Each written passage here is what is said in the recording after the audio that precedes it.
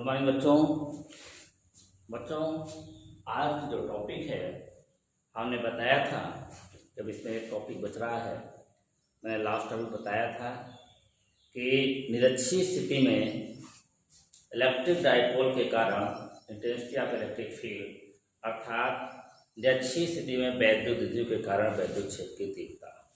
जो आज का टॉपिक है ये लास्ट टॉपिक है इस पे, क्योंकि एक इसमें द्विध्रुव को घुमाने किया गया कार्य भी था, लेकिन चूंकि सिलेबस से 30% जो बोर्ड ने कम किया है उसमें 30% हटा दिया गया है।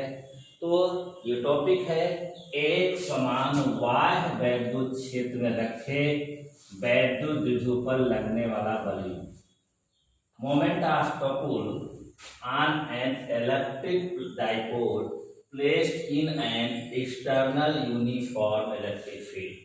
अर्थात एक समान वैद्युत क्षेत्र है, उस एक समान वैद्युत क्षेत्र में एक वैद्युत द्विध्रुव रखा है और उसमें हमें निकालना है कि इस पे कितना वॉल्यूम लगेगा। देखिए पहले बना लेते हैं एक समान वैद्युत क्षेत्र। देखिए सबकी दिशाएं एक हैं, इधर देखिए ये हम एक समान वैद्युत क्षेत्र बना ले रहे हैं और यहाँ पे हम एक वैद्युत क्षेत्र बना रहे हैं। मान लिया ये ए बिंदु है, जबकि यहाँ प्लस क्यू आवेश है, यहाँ बी बिंदु है और यहाँ माइनस क्यू आवेश है यहाँ पे ये। और ये वैद्युत क्षेत्र की दिशा से थीटा कोण पे रखा है।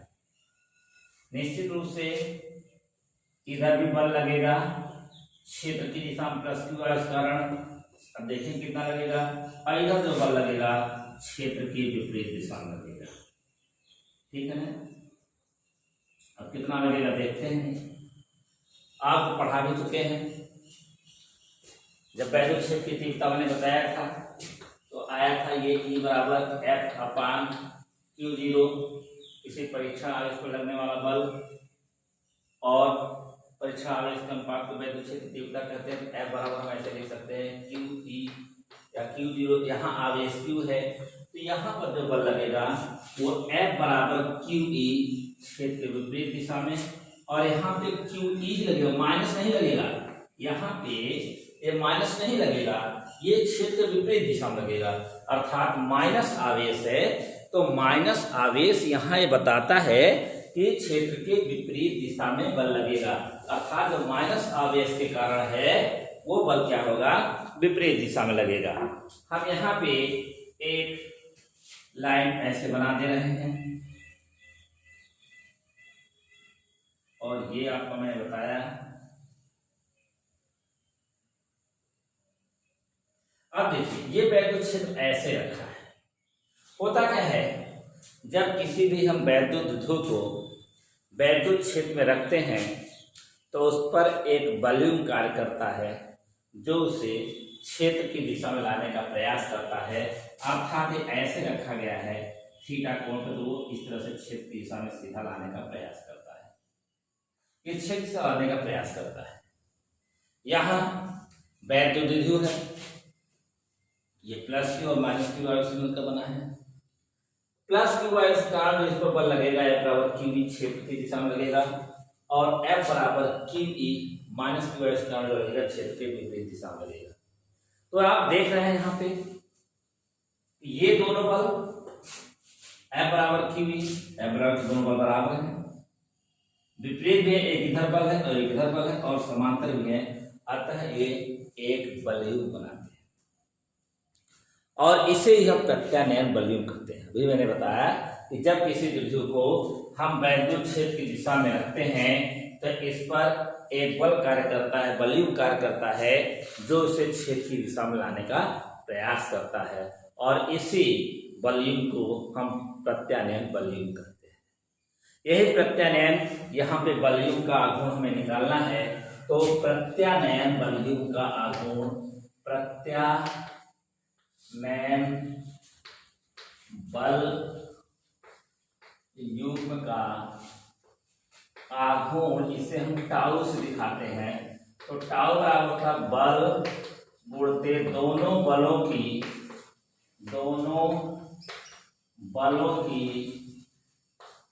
क्रिया रेखा के बीच लंबवत दूरी। दोनों क्रिया रेखाओं के बीच देखिए लंबवत दूरी कितनी होगी, ये हमें निकालना है। भाई एक ये इसकी क्रिया रेखा ये हो गई, इसकी क्रिया रेखा ये हो गई। देखिए दोनों के बीच की दूरी ये दूरी चाहिए, और ये दूरी आप जानते हैं कितनी होती है, 2l प्लस क्यू आवेश से माइनस क्यू आवेश के बीच की दूरी कितनी होती है, 2l। ए बी 2l है।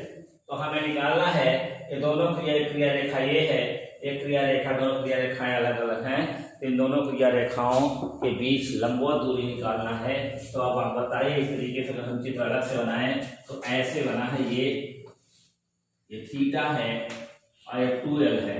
तो निश्चित रूप से ये क्या होगा, लंब निकालना है, कर दिया है तो लंब बटे कर्ण साइन थीटा, ये सीधे सीधे आएगा 2l साइन थीटा लंब बटे कर्ण से।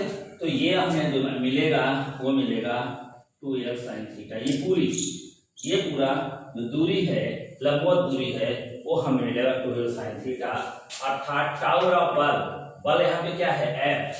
हम क्या लिख सकते हैं, सीधे F इंटू लंबवत दूरी क्या है, 2l साइन थीटा, या टाउ बराबर F बराबर है QE 2l साइन थीटा, या हम लिख सकते हैं टाउ बराबर Q इंटू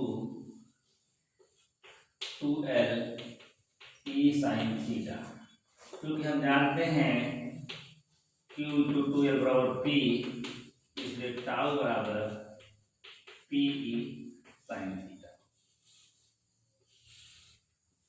ठीक है, तो यहाँ पे आप देख रहे हैं कि जो आपको वैद्युत ध्रुव आघूर्ण के कारण जो वॉल्यूम आया हुआ है टाउ बराबर PE साइन थीटा, और अगर थीटा बराबर 0 कर दें, अर्थात ये ऐसे सीधे ऐसे आ जाए, तो उसको वॉल्यूम क्या हो जाएगा, 0 होगा। किसी को हम ऐसा भी कर सकते हैं कि या P बराबर, हम सबसे पहले एक चीज ये निकालें कि इस द्विध्रुव पर अधिकतम वॉल्यूम कब लगेगा। बताइए, अधिकतम वॉल्यूम तब लगेगा जब साइन थीटा का अधिकतम मान 1 हो, क्योंकि आप जानते हैं साइन थीटा का अधिकतम मान 1 होगा, थीटा के 90 डिग्री। तो लिखेंगे द्विध्रुव पर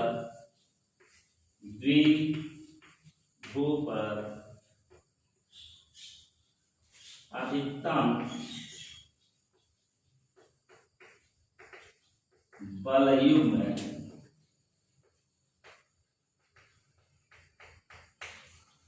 लगेगा जब साइन थीटा बराबर 1 या साइन थीटा बराबर साइन 90 अंश या थीटा बराबर 90 अंश, तब द्विध्रुव पर अधिकतम बल लगेगा, अधिकतम वॉल्यूम लगेगा। जरा देखिए, अब हम इतना यहाँ पे ले रहे हैं, तब टाउ मैक्सिमम बराबर होगा यहाँ पे PE, क्योंकि आप जानते हैं कि साइन थीटा का 1 हो जाएगा, या हम निकालें तो P बराबर आएगा टाउ मैक्सिमम अपान E, और यदि हमें कह दें कि E बराबर 1 न्यूटन प्रति कूलाम, तो P बराबर कितना मिला, टाउ मैक्सिमम। देखिए यहाँ पर P टाउ मैक्सिमम बराबर आ रहा है, अर्थात वैद्युत द्विध्रुव आघूर्ण का एक फार्मूला, एक परिभाषा और मिल गई। इसके पहले जो परिभाषा थी आपने पढ़ा है कि दोनों आवेशों में से किसी एक आवेश तथा दोनों आवेशों के बीच की दूरी के गुणनफल को वैद्युत ध्रुव आघूर्ण कहते हैं। अब यहाँ जो दूसरी परिभाषा मिल गई वो है कि किसी वैद्युत ध्रुव का द्विध्रुव आघूर्ण उस अधिकतम वॉल्यूम, अधिकतम वॉल्यूम को मैक्सिमम लिखा है, उस अधिकतम वॉल्यूम के बराबर होता है जो द्विध्रुव को एकांक व एक समान, क्योंकि ये E बराबर 1 रखा गया है, एकांक व एक समान वैद्युत क्षेत्र के लंबवत रखने पर, क्योंकि थीटा बराबर 90 डिग्री है, लंबवत रखने पर द्विध्रुव पर लगता है 2 परिभाषाएं होंगी। तो अब थोड़ा सा यहाँ मैंने बोला है कि मैं फिर से बोल रहा हूँ, आप इसे लिख लीजिए और उसके बाद इसको चित्र आप बना लीजिए। देख करके हम कुछ पॉइंट बोल रहे हैं जो इसमें नहीं लिखे हैं, हम बोले हैं, आप लिखिए। जब किसी वैद्युत द्विध्रुव को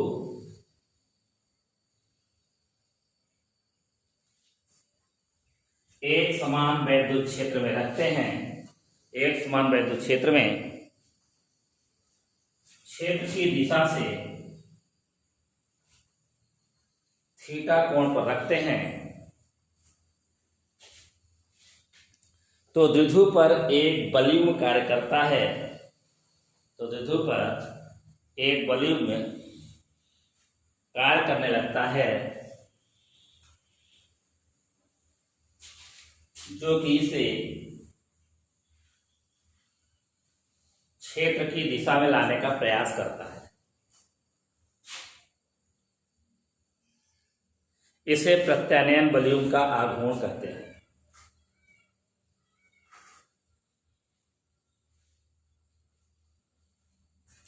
अब लिखिए, माना एक वैद्युत द्विध्रुव जो +q और -q आवेश से मिलकर बना है,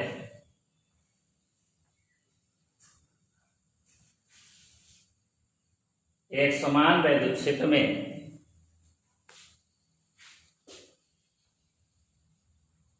थीटा कोण पर रखा है।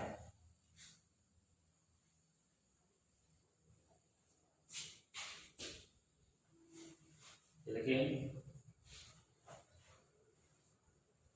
+q आवेश के कारण, +q आवेश के कारण उत्पन्न बल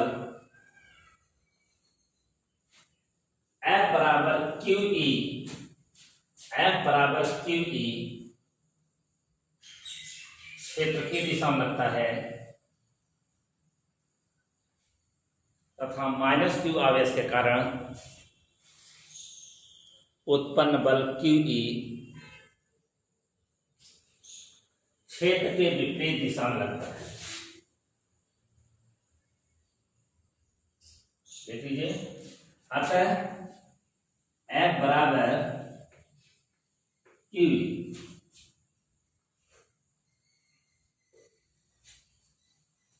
लिखिए, क्योंकि दोनों बल बराबर विपरीत तथा समांतर हैं,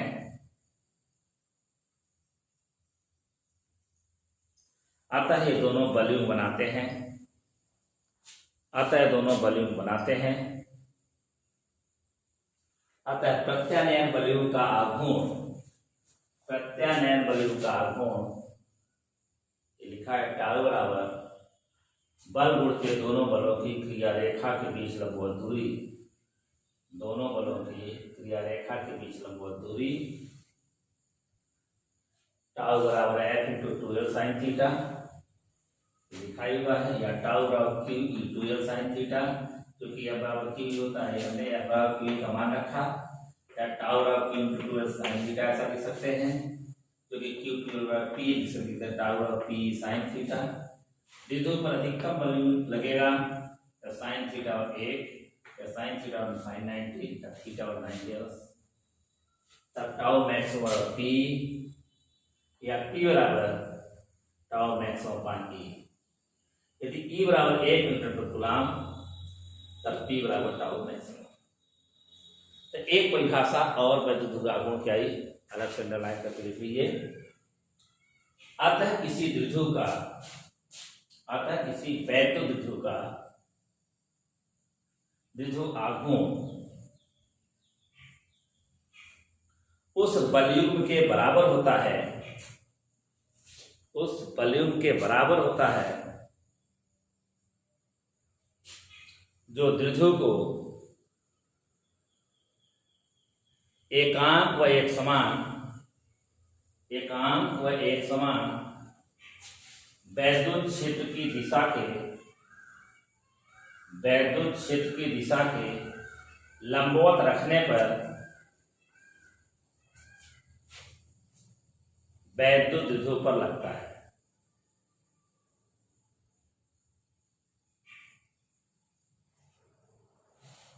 तो बच्चों, ये टॉपिक जो पहला टॉपिक था, पहला चैप्टर था वैद्युत आवेश एवं क्षेत्र, लगभग ये चैप्टर समाप्त हो गया।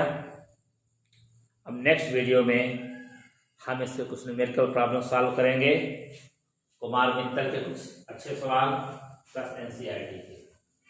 थैंक यू बेटा, नेक्स्ट वीडियो में मिलेंगे फिर। Thank you.